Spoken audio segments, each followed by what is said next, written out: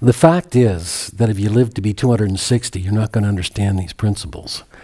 And Sid Banks said that to me once, when he was encouraging me to talk and so on. And I was going on about, like I need to understand more. And he just laughed and said, if you live to be 200 years old, you're not going to understand these principles here. It's not possible. It's not possible. And he said, the other thing he said was really interesting. He said, I'll never understand them here. They just keeps coming and coming and coming because that kind of spiritual knowledge is endless. It's absolutely endless. There's no end to it. And there was a time when that kind of bothered me, like I like to get to the finish line and say, yeah, And then I realized how beautiful is it that even Sid saw more and more beauty, more and more understanding coming. The longer we live, the more we get to see. And that started to be a comforting feeling to me rather than a frustrating feeling.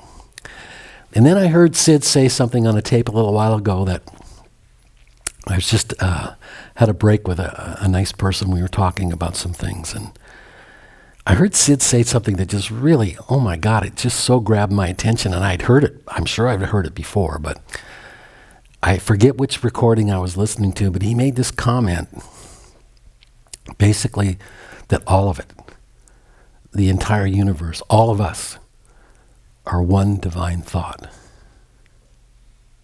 Now, I can't tell you that I understand that, but boy, does it ever give me a feeling that all of this is one divine thought. And so I kind of tucked that away and thought, that's not something I can really talk about. And it still isn't really. I mean, I love the feeling of it. But it's really interesting where knowledge pops up, where insight pops up. So I like nature shows on TV, like Nova and stuff like that. And particularly about birds. I don't know what it is. It's just something I really like. So I heard some things about birds recently that really got my attention. And it's related to that comment that it's all one great divine thought. I always thought that intelligence was something that emanated from here. Maybe not from this one, but from here, right? And then over the years, as I've listened to Sid and listened to the principles, I began to have this sense that we just have a piece of a profoundly endless, powerful intelligence, right? So I'm watching actually we were in a coffee shop, Jan and I, on our vacation, and they had a little TV up in the corner, and they had a thing going about hummingbirds, right? Which I love. We have a lot of them around our house, and we just love the hummingbirds. And they were stating some facts about hummingbirds and how clever they are, And, if you ever watched a hummingbird, like physicists will tell you, it's not what they do is not possible, but their weight and the whole thing, it's like it's not really actually possible, but they do it. But the other thing, and I only learned this a little while ago, they fly to South America every year. Those little tiny wings and those little tiny bodies, they fly to South America and they know where they're going. And I heard that and I thought, that's really amazing, But a lot of birds do that. But you know what else hummingbirds do? They hitchhike.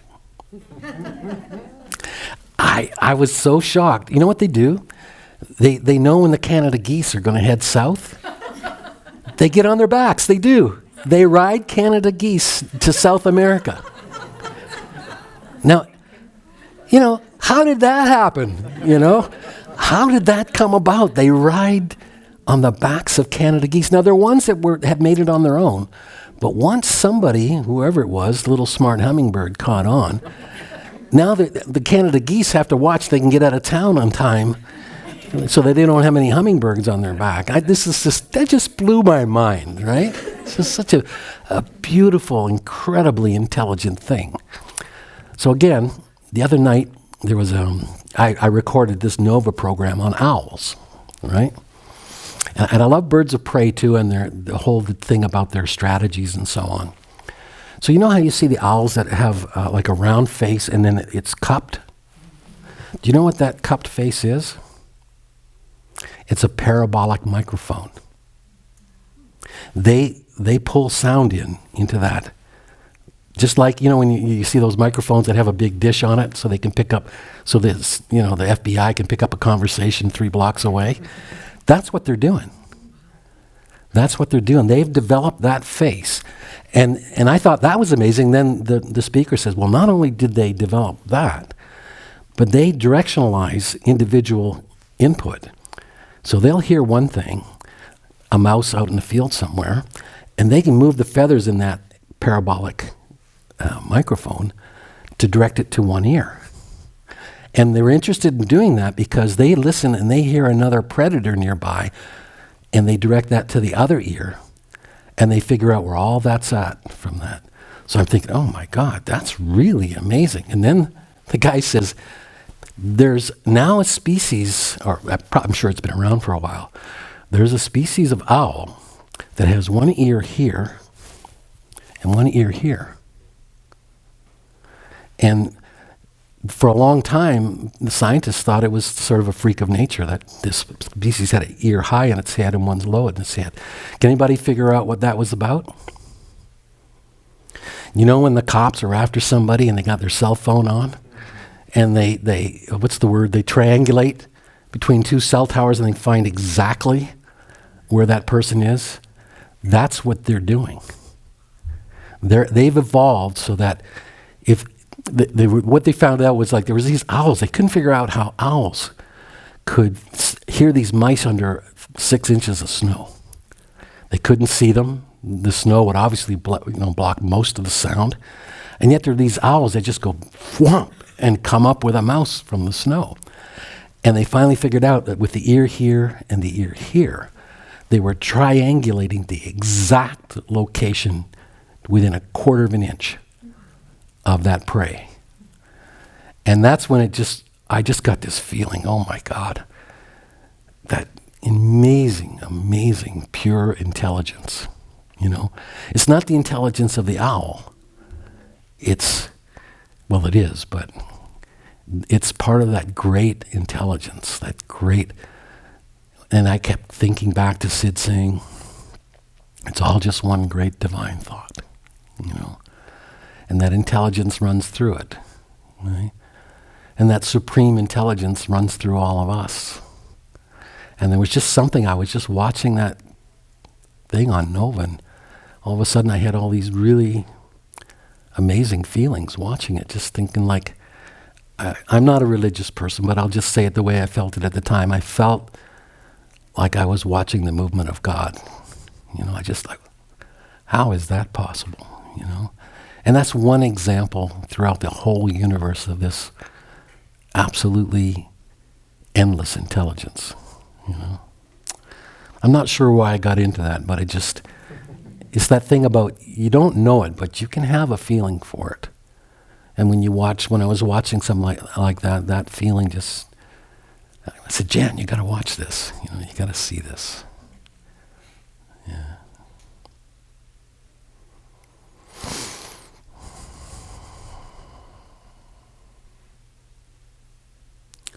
I know when we become quiet together, I'm not going to be able to speak up here, so I've got to pause for a minute.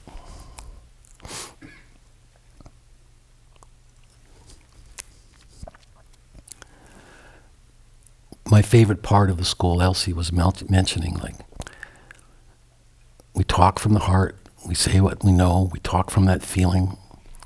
We will never know, you know. But we feel it more and more. And that feeling is a knowing, right? And when we all get together like this and that comes out and we go to that place and it gets quiet. Elsie really noticed it at the last school, and we were talking about it, and it just came out of me. I said, you know, that quiet that occurs is literally the melting of separate realities. It's us becoming one in that beautiful, beautiful, true state of who and what we are. And when we do that, we're open to that divine intelligence, the same one that the owl was open to, you know. And that's where the learning comes. It comes from that divine intelligence. It doesn't come from here. That divine intelligence informs this, you know, in a profound way, in the same way that the principles, which are divine intelligence, in the same way that the principles inform psychology. They're not a form of psychology, but they inform psychology in such a profound way, that if you just think about it in the simplest terms possible, if that first and foremost, we are all spiritual beings. And in being spiritual beings, that part of us that is spiritual, which in one sense is all of us, but let's just talk about inside for a moment. That spiritual true self, being not of this world, right? And as I said yesterday, being not of this world can never be damaged, can never be hurt, has never been damaged, will never be. It's always, always perfect. So when we sit here and we visit that, and our thoughts drop away, and that silence comes, right? In that moment, together, like right now, everybody has everything they could possibly need. Right? There's nothing to long for. There's nothing to fix.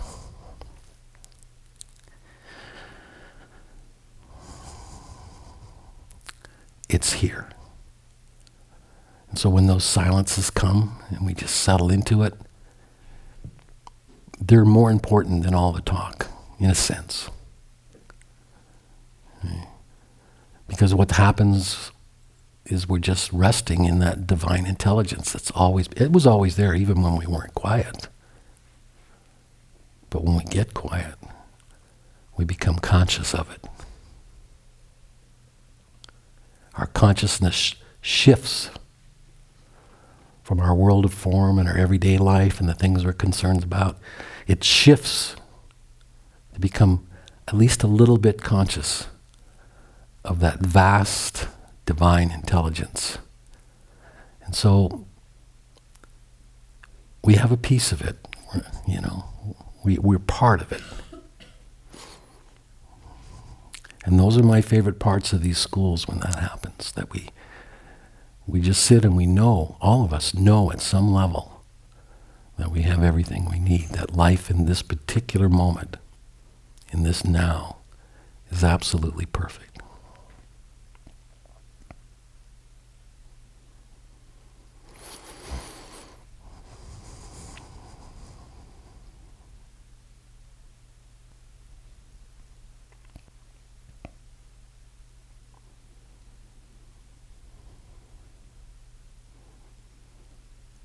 So my hope for you, and my hope for me, is that we have more and more of those moments of just being.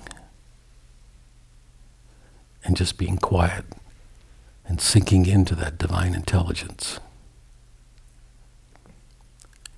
I don't have much more ambition in this life to do this or do that. I mean, I know it'll happen. But the idea that we just find more and more of that and be more and more at home with it, and you sink into that divine intelligence. Mind you, I'm hoping I don't get up one morning and look in the mirror and see I have an ear up here and an ear down there. Yeah.